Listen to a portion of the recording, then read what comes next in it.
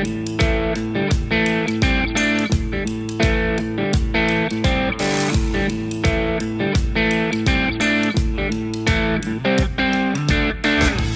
to the Crime Dawg Podcast with your host and content creator, Johnny FIORICA, who claims he was a police detective but couldn't solve a one-piece puzzle. Ladies and gentlemen, sit back, relax, and enjoy the show.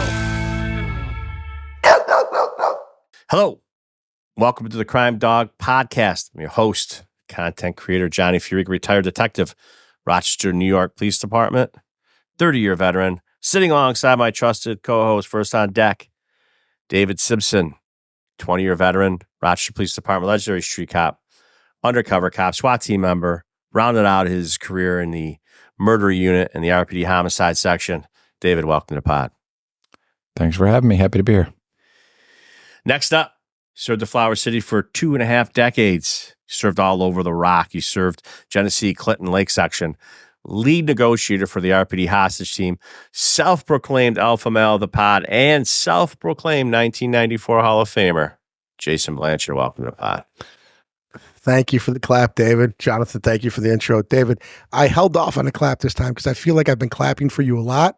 So I held off because I didn't want you to get too overzealous, but I appreciate the clap. Thank you.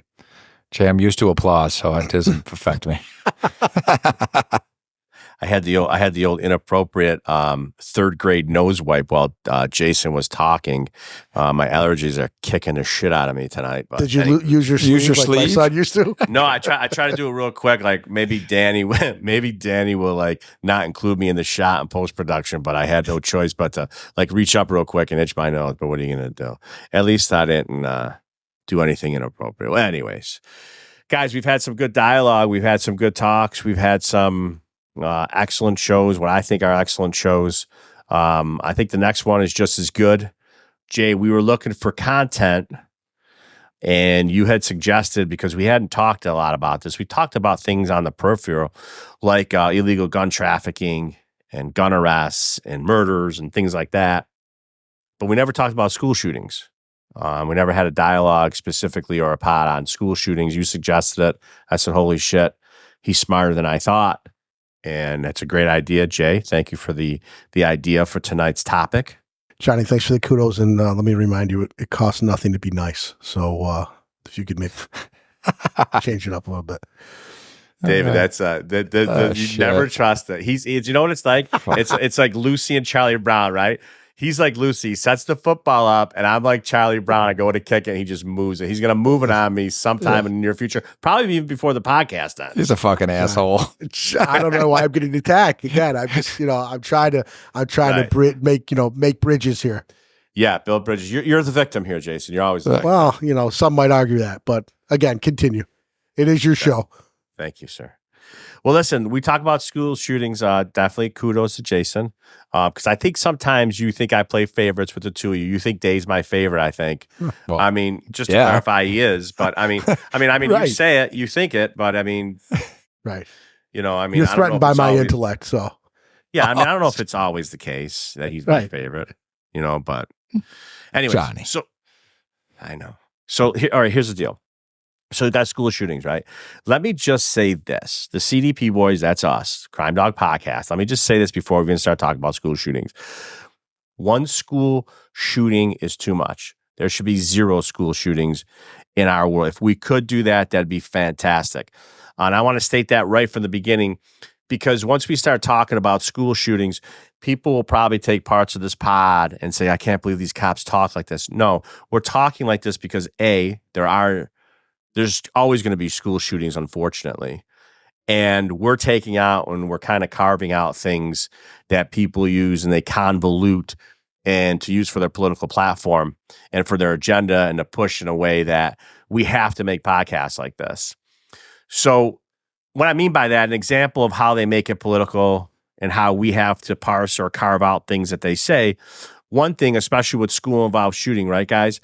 School-involved shootings, what they say is, automatic weapons, AR-15, if that was the weapon of choice for an unfortunate school shooting. Some will say, see, eliminate AR-15s, eliminate assault rifles, eliminate automatic rifles, and they'll get on that platform. If there was a school shooting without an AR-15 or without an automatic rifle, they'll say something like, Oh, it was a handgun? Oh, got to get rid of high capacity magazines. Or the next thing that they'll say is, oh, handguns? Should eliminate all handguns. No one should. Whatever their political agenda is, that is what their take is.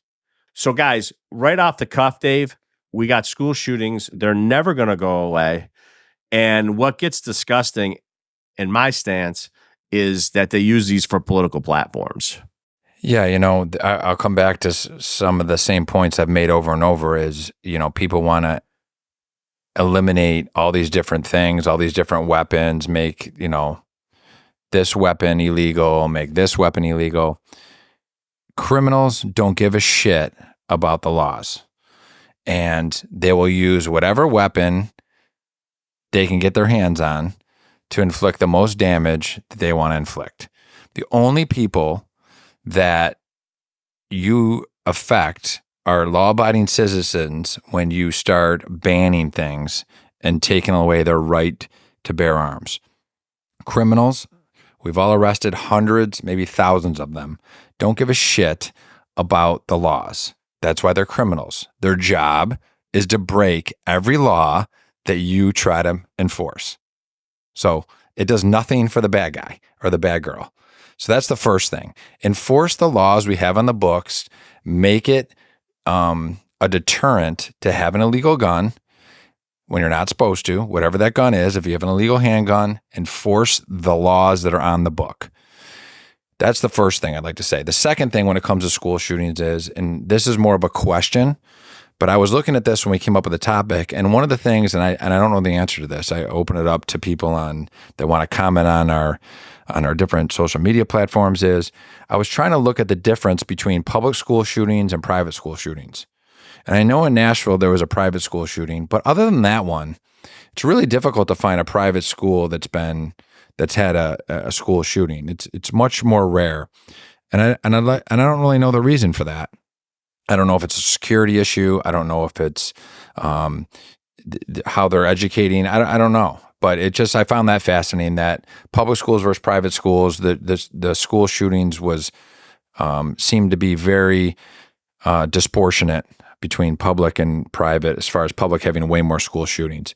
The other aspect of it is we talked earlier about staffing of law enforcement, and I know when Jay and I especially started working and came on the job, we had school resources officers in all of the schools, and I couldn't tell you how many teachers I knew in the city schools that really relied on those officers to be in the school on a daily basis and have those relationships with students.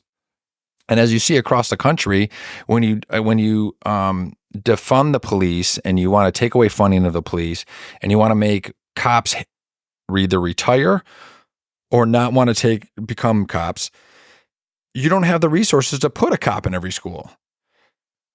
So I'd like to also have some statistics, and I don't have them, but I'd like to see the difference between when we had the school resources officers in the schools versus when we didn't, and how that affected these school shootings. So I know that's kind of two questions and a point, but we're talking about the topic. I invite some conversation on those, and people have insight into that. I would be open to it, because those are the two of the points that I found fascinating were those two questions. But I think that as far as enforcing gun laws we have, I think that's what we really need to focus on. I don't think it's about making more gun laws. It's about really hammering those individuals that break the gun laws we have. Yeah, you make some good points, David. Thanks for that insight. And I'll tell you, I'm going to talk about it later in the pod about the 2023 Covenant School in Nashville. Jay, I mean, at the end of the day, what it comes down to is, I mean, you're in uniform. You at any moment can be called from somewhere where you're doing something that is, whatever, helping another woman cross the street, right? A woman to do whatever it is that we do every day as street cops, right? You could do something that is not dangerous, and then all of a sudden get that call on the radio, and next thing you know, you're in a firefight for your life. Well, yeah, and David, on the heels of what you talked about relative to enforcing the laws that we have, we're all parents, we're all taxpayers. I'll tell you right now, I don't care what the bill would be as a taxpayer with my kids in the school district, right? Tell me what it is, and I'll cut the check tomorrow to have law enforcement at the schools, to have bulletproof glass at the entrances, to have locked doors that you can't access and have to be buzzed in and identified coming in the door by staff. I know a lot of these districts have put things in place as a result of these tragedies, and unfortunately, that's what it takes, right? That's the driving force that the districts take a step back and they look and they say, well, this happened at Sandy Hook or this happened wherever. They're heartbreaking stories. No family should have to go through that. And when you see what's happened, these families are devastated, right? These communities are devastated. And if it costs a little bit more money, to fortify these buildings, some of them are older buildings, some of them are newer, depending on what district you're in. I don't give a shit. I don't care if it's the elementary schools through the high schools. We spend money as school districts on a lot less important things. Let's be honest, right? Our kids' safety and welfare is number one. It's the most important. So whatever that bill is, let's have a conversation. Let's get it done. I don't know what the other side of the argument would be. I don't want to spend the money, I guess maybe is the argument, but short of that, I don't want my kids to be safer. I don't want the buildings to be safer. I don't want the teachers and the administrators to be safer in the building and restrict access to, God forbid, if some lunatic comes in or tries to come in with some weaponry, we restrict that access. So, that we can get into that down the line here on the pod, but that's my first thing is let's fortify, what we have and make it impossible or next to impossible to get in.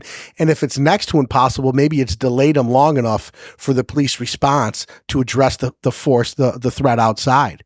Because once they get in, if the men and women in law enforcement are responding into these labyrinths, into these mazes of buildings, it takes time to navigate and get to where you got to go. And we've all been through this training and we understand. You hear gunshots, that's where you're going. That's where your threat is. That's where you're engaging to. And you're blowing down hallways and you're not clearing doors. You're running by them to get to where you're hearing that active killer. Because that's it's hard to hear. It's hard to hear a gunshot in a big cavernous school. It's hard to decipher where it's exactly coming from. And we've changed that terminology, right? We the SWAT teams, when they've taught us, it's gone to active killer scenarios because that's what these people are doing. They're actively taking lives, and we need to respond rapidly and effectively and efficiently to get there to neutralize the threat. And you guys all remember, right? Find, fix, finish. That's the end of it. So you got to get there and you got to resolve it. But if we can keep them out of the buildings to begin with, isn't that a win? Isn't that a win? So, I don't know. We can get on our soapboxes, but it's near and dear to all of our hearts. Yeah, you make some good points, Jay. Well said. I mean, at the end of the day, preventative is the best medicine, right? I mean, we always talk about the only thing that stops a bad man with a gun is a good guy with a gun. We got incidents up to wazoo that we could talk about, especially at Joel Osteen's church a few weeks ago or last month when that was, you had people that were proactive, right? He had on-site security that were off-duty cops. So yeah, good guys with guns always stop bad guys with guns. Yeah. So we're going to talk about some stats. I know I emailed you guys. We pulled some stats. This came from a January 5th, 2024 report. It came from a U.S. News and World report. Overall, that agency, they say they're rated, quote unquote, as a kind of all sides media reporter. They adhere to some journalistic integrity. Some say they're left-leaning at times, but we don't care. We just grab their stats, right? Stats are stats. Stats, sometimes they hurt people's feelings. But let's digest some of the things that were in the U.S. News World Report, January 2024, that they pumped out. They pumped out stats from 1970 to 2023, the end of 2023. And we didn't digest the numbers in an Excel spreadsheet, but if you just quickly look over that sheet and you could see 2020 from 1970 to 2023, you could see like 2023, 36, 14, but it goes up and down. I mean, the average just by eyesight looks like from the 70s almost to like the 2000s ish. It was almost like mid 20s to high 20s relative to how many incidents happened nationally for school shootings. And again, we can't reiterate enough, one school shooting's too much. So here's what we're going to tell you. School shootings should not be a political issue. This is a mental health and a family issue. going to drive that home and say it again. This is not a political issue. It is a mental health and it's a family issue. But if people want to get political, if one side wants to say, oh, whatever it is, whatever your political stance is, the stats don't lie, right? So if you look at shootings since 1970 and you fast forward all the way in 2020, there were 116 school shootings. 2021, it jumped to 256. In 2022, it jumped to 308. And in 2023, it jumped to 346. So again, we don't want to blame the current political group that's in the White House in Washington, D.C. We don't say it's their fault, right? But if you want to be political, be careful what you wish for, boys. Stats don't have feelings, right, David? I mean, if you look at the stats that we sent to you, or I sent to you over the weekend relative to some of these shootings, I mean, they're astronomical. I mean, 346 school shootings in 2023. It's astonishing. It really is. And I fall back on not having, again, I'm a huge proponent of having a school resource officer. I think it helps children acclimate themselves with law enforcement, see them as not just an adversary in some settings, see them as somebody they can go to and interact with on a personal level, almost like a coach would be or a teacher would be. The intimidation factor gets taken out of it a little bit, and those officers can also work with the kids on how to interact with police, what's the correct way to respond during a traffic stop or a street stop and stuff like that. But having people in uniform and a police car at the front door parked in front is a deterrent to people trying to get into these schools. It just is. It's the same way a burglar goes into a house that's dark with newspapers in the driveway versus going into a house with a car in the driveway that's all lit up. It's the same concept. Bad guys do not go where the police are majority of the time. So I fall back on the aspect that we've kind of gotten away from the school resource officer due to staffing issues, and I think that's a major issue, and I think that's hurting it. And I'm not as well known or not as well, and don't have the knowledge on the mental health aspect, but there seems to be a number of mental health issues that are affecting especially young people, teens and people in their 20s that seem to be going back into these schools. And I'm not as well versed on why that seems to be so prevalent in the last 4 or 5 years, but it is. And, I think first thing we have to look at is having the school resource officers. Yeah. Jay? Johnny, can I just say something on the heels of David? Buddy. So, David, great point, right, with the SROs, the school resource officers, and just like you said, the staffing, right? Every agency is doing more with less. We all understand that. But because we've had so many men and women retire from law enforcement, we've had so many men and women retire from the military, right? I feel like if we can't get an SRO, we can still get a competent man or woman, right, with a law enforcement or military background to work in these buildings, right, to work in these schools. And maybe they're not in uniform, right? Maybe they're just in business attire or whatever it is. It doesn't matter. Having a competent person in there who's able to address a threat based on their training and experience sits well with me. I'm good with that. If we can't get a police officer in there, let's get the second best thing, which is a retired police officer or a retired military, and get them in there to ensure the safety of our kids. So one quick point, we looked into this, and someone came to me from a private school and asked about staffing with private security, armed security, former law enforcement. And I didn't realize this, but one of the aspects that prevents it, at least for the private schools, is that just to cover the insurance for having someone armed that's not active duty law enforcement, I think the number was like $60,000 in insurance to cover them being in the school. One person armed in the school was a really high number. So I think that's one thing that seems to prevent, at least in New York, school districts just going out and staffing that, because I know that the insurance it goes through the roof. Not that that doesn't mean you don't pay it. I just know that that's a factor with the private schools that are raising money and have tuitions and stuff like that. As far as the public schools, that's a tax issue. That's different. But I know that I was shocked at how much it would cost, honestly. It's surprising to hear that New York would make things difficult for common sense, things. I'm really surprised to hear that wouldn't be an easy thing to do. That New York State would. Maybe they can send the National Guard to the schools like they do in the subways. Right, they're out of subways. We could put them in the schools.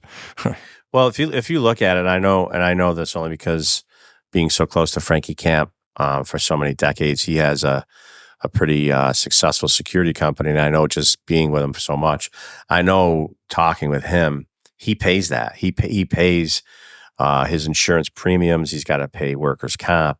He pays a whole bunch of shit under the umbrella of his corporation, executive protection, because he has to absorb those costs, right? Now, the flip side to that is when Frankie sends you a quote for one of his armed guys that is a competent, either current or retired police officer, what you can't sneeze at that, because he has to pay all of those things, all the insurances, all the workers' comp. He has to pay payroll taxes. On top of that, he has a company. He's not a charity. He has to make money.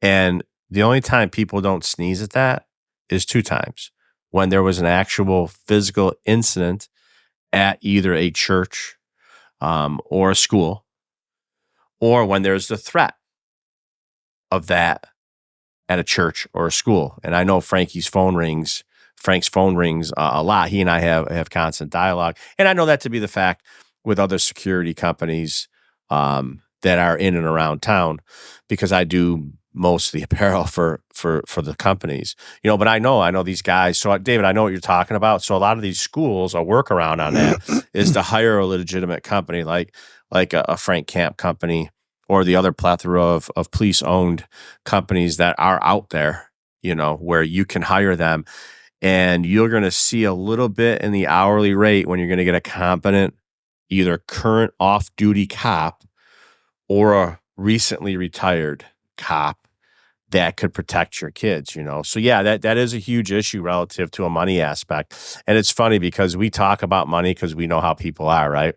But then after something happens, all of a sudden the checkbooks come flying open. And all of a sudden money's found, mysteriously found, that they can have it after the fact, after someone gets hurt, injured, shot, killed, So, but I think if you were to throw a timeline around the term school shootings, I think what really caught America's attention was back in April of 1999, Columbine, the massacre that happened. 12 students, 1 teacher were killed, 21 other individuals in the school were injured. I think that really put school shootings on the map, unfortunately, right? That's where it was kind of like a timestamp. And then you had another couple high-profile ones in 2018 in Parkland, Florida, the high school, where kids were killed. And in 2022, Uvalde, Texas, in that disgusting elementary school. All of these school shootings are disgusting. One of the things that I want to discuss from a tactical standpoint is Columbine is on the timeline. And here's why it's on the timeline. For those that are unfamiliar, that listen to the pod, that don't know about our police training, our mindset, and the boys here will back me up on this, prior to Columbine, we used to always say, slow things down, right? Our training and our response to stuff, incidents like a school shooting, like an active killer, at the time was, okay, secure the perimeter, make sure they don't leave. Wait for SWAT, wait for hostage negotiators. Secure and hold. Right. We had what we thought was a measured, systematic, thorough approach to the situation. Safe. Right. But after Columbine, we're like, oh shit, we better change our tactics here. And we know we can't do that anymore. There's no surround the building, secure. Okay, we got everybody here. Is your boots tied? Everything okay? You got your goggles? No, we know we can't do that. For example, Jay, you touched on some things. The Rochester Police Department in New York State trains its people, and I think they do a hell of a job at it. And it's literally the opposite of what we knew at the time. And I'm not faulting the cops that who were involved in Columbine, but things change, tactics change due to unfortunate incidents like that.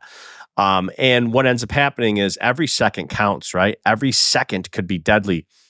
So when the Rochester, New York Police Department has their SWAT guys train the police department, which they had done the last couple of years. And by the way, David, I know you were a team member. Shout out to our RPD SWAT guys. I think they're top shelf. Second active SWAT team in the country behind LAPD. They've been active for decades and they're top shelf. So shout out to the RPD SWAT boys. I miss them. They probably don't miss me because they kept me safe as I was asking them, guys, just give me 10 more minutes when I was on a hostage call. They're like, shut up, Johnny. We're going after this guy. But anyway, shout out to our SWAT boys because I love them very much. They're well-trained and they're super, super competent. Anyways, so let's get back on track. So when our RPD SWAT guys train our department, and I'm just going to give a quick synopsis, right?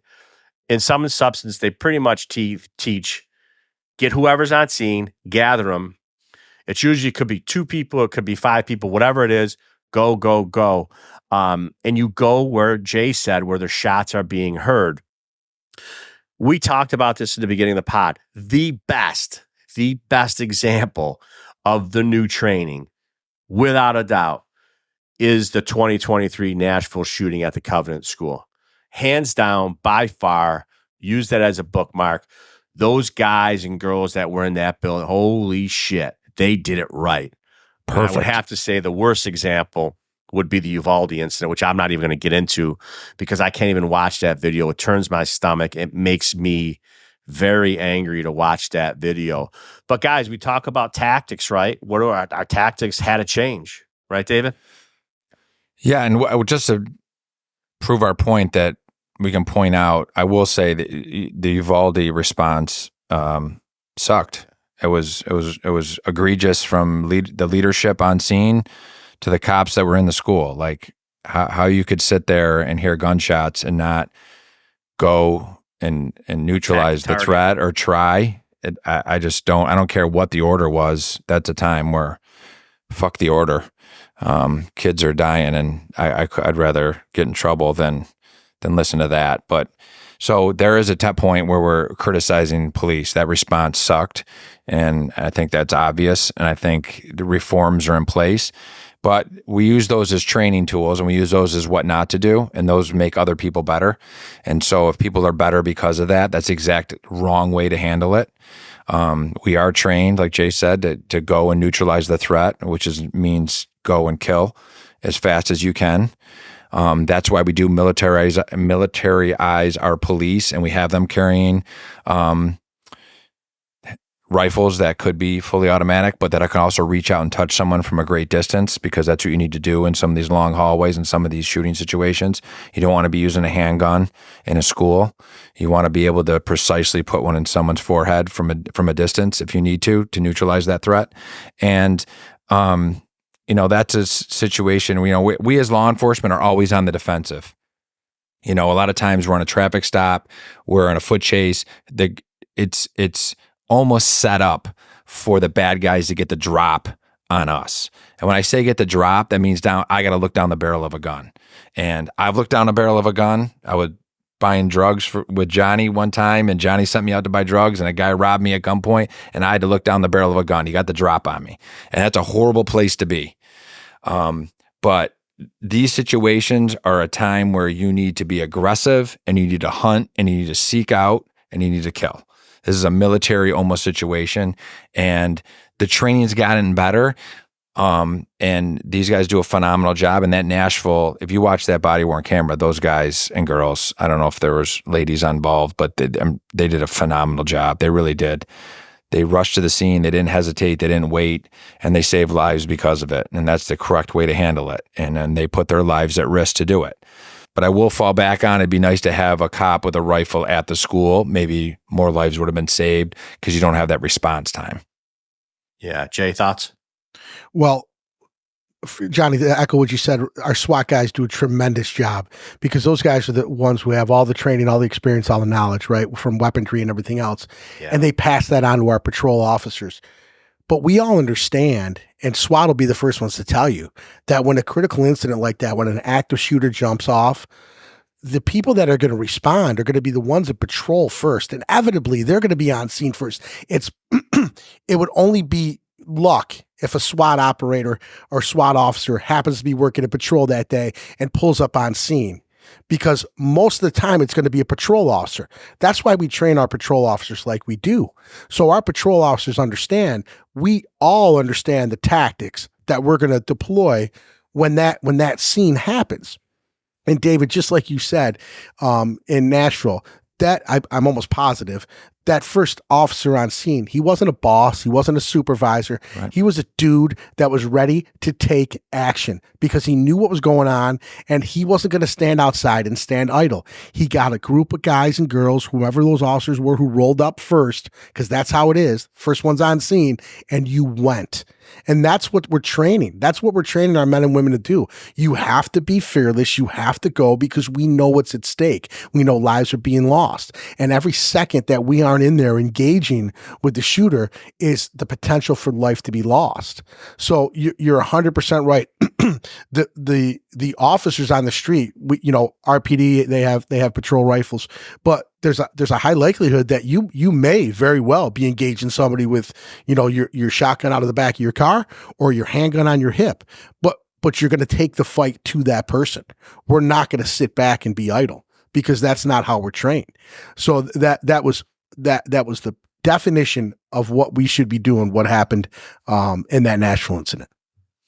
Yeah, well said, guys. Well said. And like I said, I want to reiterate, this is not a Democrat. This is not a Republican. This is not a political issue. It should not be politicized. Keeping our children safe is the number one priority. So if you have issues at your school, hopefully you listen to this podcast. Hopefully you get things going. Hopefully it'll kick somebody in the ass to get going. If you have lax security in the school, maybe get armed, like Jay said, retired cops, retired military, whomever, get them into school. They have to be armed. That's the reality of today. And for people that don't like guns, what do you want to say? You can't bring a slingshot to a gunfight, So at the end of the day, you have to do what you have to do to protect these kids. And like I said, it's a mental health issue. And when I say it's a family issue, when you have a kid, for example, sitting in his room for 12 hours a day and not being active, and it's the onus falls on the parents. The onus falls on the parents to get in there. So that's how the family component and the mental health component are married up to each other, right? So if you have a kid that's withdrawn and you see him doing things, I'll tell you right now, my wife, my mother, growing up at the end of the day, they're searching that room. Oh, search warrants every week at my house. There's no in my room. No hiding. My dad tossed my room every week. Yeah, like a prison, like a prison cell. Exactly. The thing is that's what I'm saying, man. I know we're kind of making light of it, but at the end of the day, when I talk about the family component's huge. Okay, because the family is the first line of defense, really, to save our kids in these school shootings. Why? Because you're the one seeing behaviors that may be out in left field for a kid, for your son or your daughter. And then when you look at those kids and you say, oh, they're being withdrawn, get them help, get them counseling. I don't want to hear in 2024, if you have insurance, you don't have insurance, there is a lot of free places out there that you can get mental health counseling at. Get these kids help, head it off at the pass, because these school shootings need to stop. And like I said, there's always that mental health component, but I think the family is the first line of defense for these school shootings, having the parents or even a parent, whether it's a male or a female, whether it's a mother or father, whomever it is, they're the ones that should be catching this shit off at the pass, And just to put things into perspective for you guys, do you guys got anything to add before we sign off? The only thing I would say to that is don't just search the rooms. I mean, it's my opinion, this is just my opinion, that in today's day and age, if you're not going through your kid's device, an iPad and computer and their history, if a kid's ordering, the kid that did the Buffalo shooting, where he ordered all this military grade stuff online on his computer in his room, and his parents are clueless about it over the certain number of months period, That's ridiculous. Like, you should know what your kid's doing online. You should be looking at that stuff. You should be conducting investigations into stuff. And you should know what your kids are involved in. That's part of your responsibility as a parent. You know, you don't get to absolve yourself because he's in his room. That's not his room. That's your room. It's your house. That's right. It's not his room. It's his room when he moves out, or her room. I'm done. Sorry. No, it's all right, man. That's why I said you looked like you had that look. Like I did. I was Johnny. Are you ending it right now? Because Jay, you got anything else to say? Or are you good? No, I agree with you guys totally. The social media and all that stuff is a huge thing with our kids right now, and I'll tell you that my wife is 10 times the police investigator / officer / whatever than I am, and she's not law enforcement, right? So she does a 10 times job better finding out whatever the hell my kids are doing than I ever would or attempt to. So somebody's got to be proficient with that stuff, and she is, and that's important because that stuff can't go unchecked. And she's way more tech savvy than you too, as evidenced by way smarter, way better looking. There you go.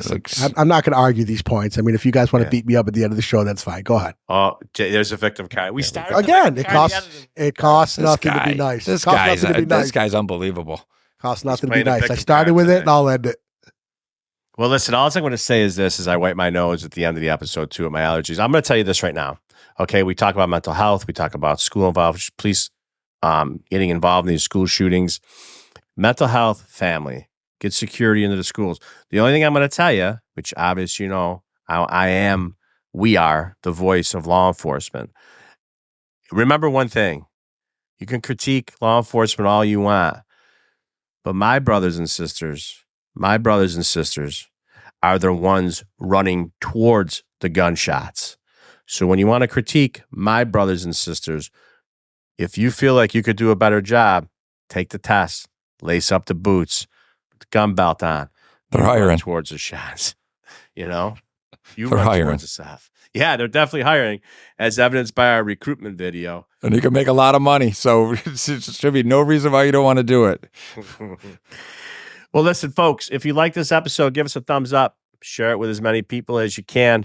If you have any thoughts about this episode, leave them in the comment section below.